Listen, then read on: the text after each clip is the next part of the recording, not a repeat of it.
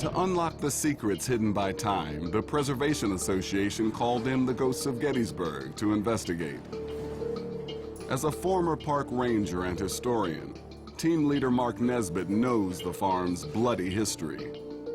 But Maryland psychic investigator Laine Crosby will try to uncover the personal stories of the men who died here.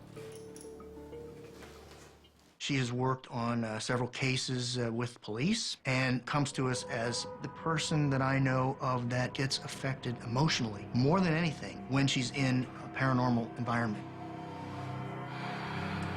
There's a man right here trying to get our attention. A lot of emotional pain. It's overwhelming sadness. As a sensitive, Laine can tap into the emotional energy around her. Right away, she senses a presence in the room. Team member Carol Nesbitt follows Laine with the dowsing rods. I'm getting really dizzy in here. Okay. Oh, I'm okay. You okay? Yeah. It's right about here. It gets really heavy. We're definitely strong back here. Oh, yeah, there's somebody definitely behind me here. The use of divining rods, also known as water witching or divining, is an ancient technique originally used to find underground water sources. It is believed that the rods work like magnets, pulling and pushing apart as they encounter invisible energy fields.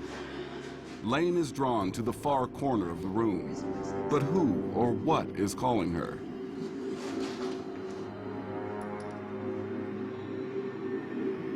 Isaac. What is your last name? He's wearing gray. It's double-breasted. There are lots of buttons. He's kind of showing me where he's hit. Isaac, if you're the one that's talking to Laine, can you cross the rods for me? Can you cross the rods for us, Isaac? He's trying. He's very I know, strong. There we go. He's trying. I know it takes a lot of energy. Once you get it once, I need you to tell me that again. can you cross him? Good job. A little further. Thank you. The spirits seem to be communicating with the team, but Laine needs to find out more information if they're going to be able to reveal Isaac's true identity. I was in, it's not Earl's, but it was something like that, brigade. Can you tell me again? Can you speak very loudly and repeat it several times, please? Is it Ewell? Would that be possible, Mark? General Ewell, Richard S. Ewell, commanded the corps that was in this area.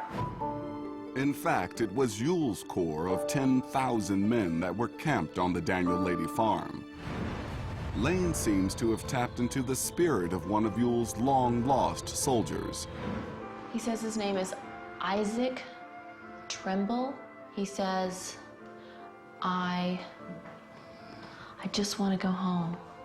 I just want to go home and see my wife, my 2 little girls.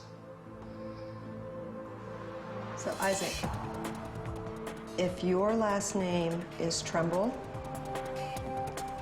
could you please cross the rods? What state are you from?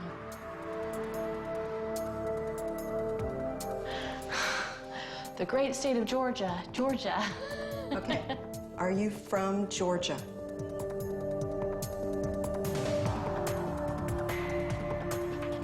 Thank you. You're getting the hang of this. Died right here.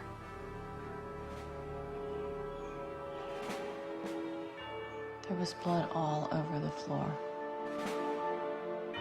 To validate Laine's psychic feelings, Mark decides to investigate on his own. After night descends on the farm, Mark uses black light to examine the floorboards. Throughout the parlor, eerie forms begin to illuminate on the doors, walls, and floors. And you can see some stains, including the 4 fingerprints right there. And the thumbprint, obviously, someone sat against this wall. Then, in the very same corner where Laine was sensing the spirit of a man named Isaac, some unusual bloodstains appear. When talking with the soldier tonight, he told us Wounded in the side, and he showed me his wounds, and he also said there was blood everywhere. We can see a mass of blood right here, and then it seems like 2 trails of blood off this way, which could be legs. Apparently someone was wounded in the abdomen and bled quite a bit to the back of his uniform and then down the legs to some extent.